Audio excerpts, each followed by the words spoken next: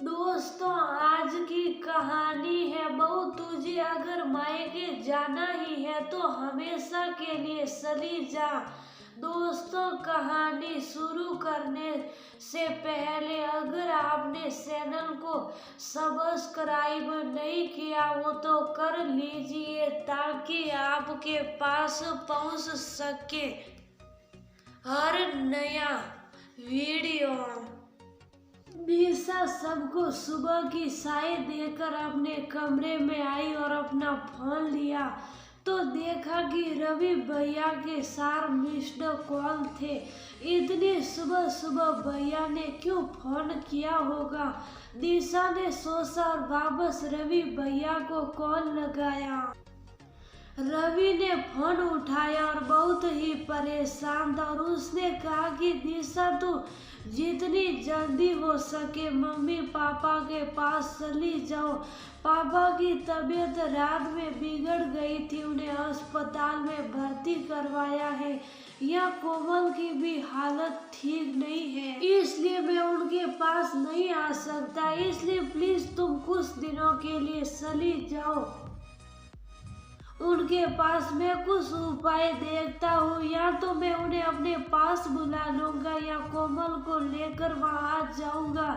लेकिन अभी कोमल अस्पताल में है तो मैं नहीं आ सकता। निशा ने ठीक है बोलकर फोन रख दिया। फिर निशा ने अपनी माँ को फोन लगाया लेकिन उन्होंने फोन नहीं उठाया। फिर वो सोचने लगी, क्या हो गया पापा को? अभी कल ही तो बात हुई थी, कितने खुश थे। वह भैया के पास जाने वाले थे। निशा की भाभी 8 महीने की प्रेग्नेंट है, इसलिए निशा के मम्मी पापा उसके भैया भाभी के पास जाने वाले थे। लेकिन अब ये क्या हो गया? निशा को कुछ समझ नहीं आ रहा था। निशा ने भैया को ठीक है तो कह दिया था, लेकिन वह सोचने लगी कि कैसे जाऊंगी, कैसे बात करूं इन लोगों से, क्योंकि निशा की शादी को 2 साल हो गए थे। लेकिन इन 2 सालों में वह सिर्फ एक बार मायके गई होगी, वह भी 3-4 दिनों के लिए। कुछ पेपर्स वर्क के लिए उसके ससुराल वाले उसे जाने नहीं देते थे। निशा की सास और पति को उसका मायके जाना बिल्कुल पसंद नहीं था। निशा का पति करण सुधा जी की इकलौती संतान थी। शुरू में सबको लगा कि एक ही बहू है, इसलिए उन्हें घर में अकेलापन लगता होगा, इसीलिए निशा को कहीं नहीं जाने देती। लेकिन उनका स्वभाव ही ऐसा था। निशा के आते ही नौकरों को भी हटा दिया था। निशा के मायके जाने पर बहुत हंगामा होता था।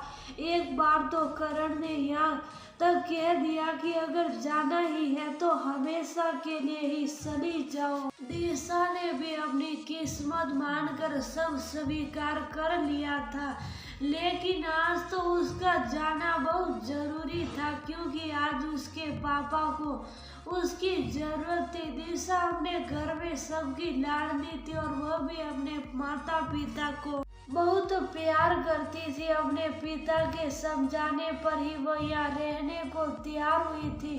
निशा ने सोच लिया कि शायद कुछ भी हो जाए, इस बार तो मैं जाकर रहूंगी, क्योंकि किसी की पत्नी होने से पहले मैं किसी की बेटी हूँ। निशा ने तुरंत अपना फ्लाइट टिकट करवाया और बाहर जाकर सबको बताया कि मैं कुछ दिनों के लिए मायके जा रही हूँ, क्योंकि पापा की तबीयत खराब है। मैं अभी खाना बना दे रही हूँ, बाकी आप लोग देख लीजिएगा। इतना सुनते ही करण ने कहा कि तुम्हारा दिमाग तो ठीक है, तुम कहीं नहीं जाओगी, तुम्हारे पापा की तबीयत खराब है तो अपने भैया को बोलो आकर देखे। अब वो तुम्हारा घर नहीं है, तुम्हारा घर अब ये। तुम इस घर को देखो, तुम चली जाओगी तो या माँ को कौन देखेगा? निशा ने रवि की ओर देखा और कहा, रवि मैं सिर्फ आपकी पत्नी ही नहीं,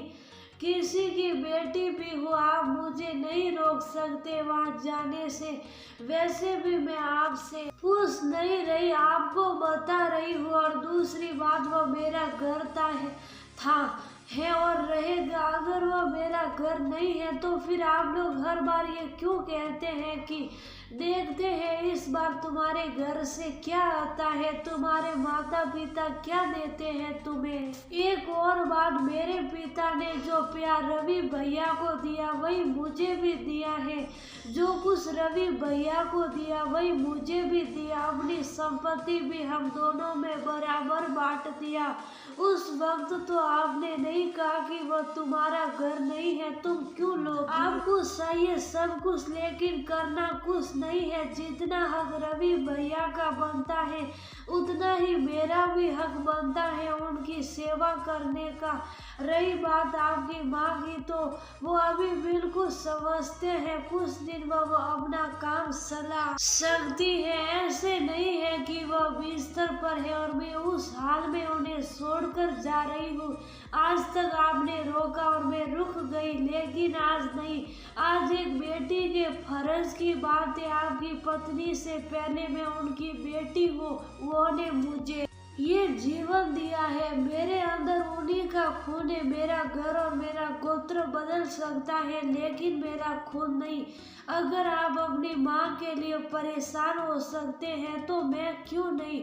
जो कष्ट आपकी माँ ने आपको जन्म देने में सहा है वही कष्ट मेरी माँ ने मुझे जन्म देने में भी सहा है। इसलिए हम दोनों का अपने माता पिता के प्रति बराबर की जिम्मेदारी बनती है। इसलिए मैं जा रही हूँ। इतना सुनने के बाद रवि ने कहा, तुम बहुत जवाब देने लगी हो। ठीक है, अगर तुम्हें जाना है तो जाओ, लेकिन फिर हमेशा के लिए ही चली जाना।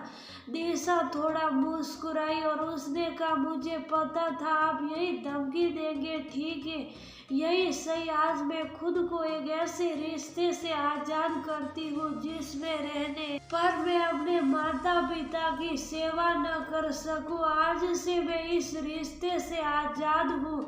इतना कहकर वह कमरे में चली गई, अपना सामान पैक किया, टैक्सी बुलाया और चली गई। आज रवि और उसकी माँ दोनों देखते रह गए। आज दिशा को अपने फैसले पर तनिक भी अफसोस नहीं था। अपने जवाब देने का कोई पछतावा नहीं था।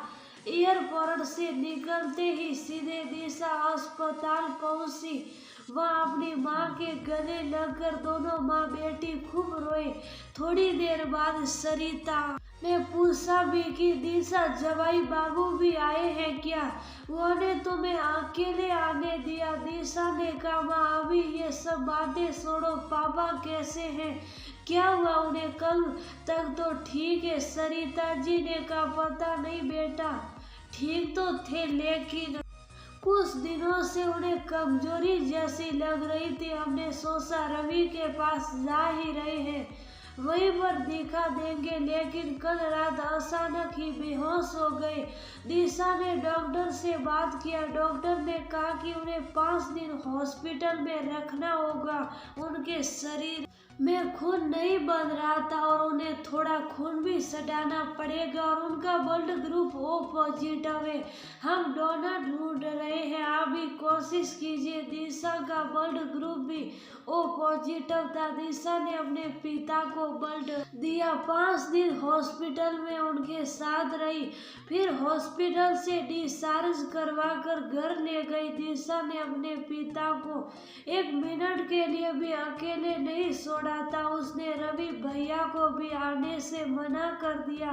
कहा कि आपका भाभी के साथ रहना ज्यादा जरूरी है, यहाँ के लिए मैं हूँ। जब दिशा के पिता गिरीश जी थोड़े ठीक हो गए तब उन्होंने भी दिशा से पूछा कि बेटा रवि इतने दिनों के लिए कैसे मान गए?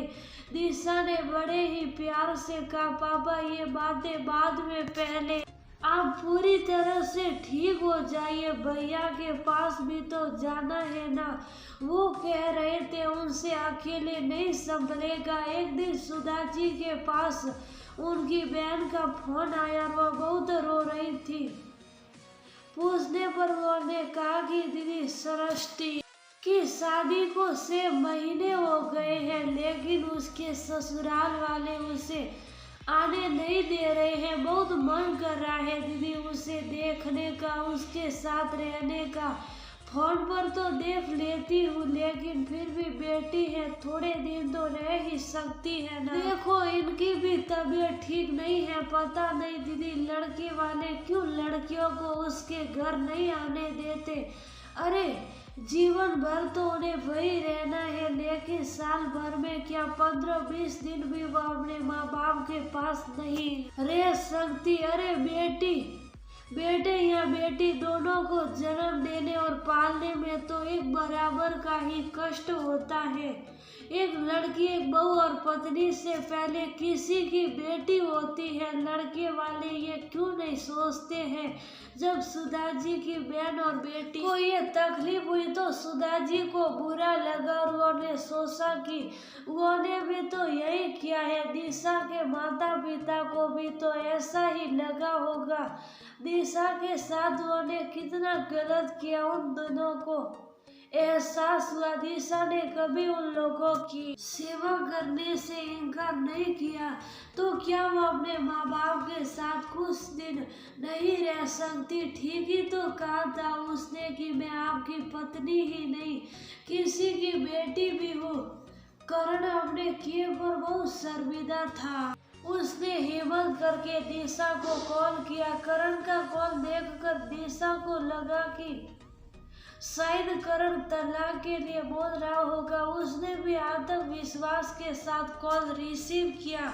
सामने से करण ने पहला शब्द सॉरी बोला। दिशा को तो भरोसा ही नहीं हुआ, लेकिन फिर करण ने कहा सॉरी दिशा, हमने जो कुछ भी किया उसके लिए सॉरी, हमें माफ कर दो और तुम जितने दिन सो अपने पापा की सेवा करो और जब वह पूरी तरह से ठीक हो जाए तभी तुम आना। मैं तुम्हारा इंतजार कर रहा हूँ। प्लीज हमें माफ कर दो और वापस आ जाना। मैं तुम्हें लेने आऊंगा। तुम आओगी ना दिशा? दिशा बस हाँ कह पाई और उसके नैन भीग गए। आज उसके पास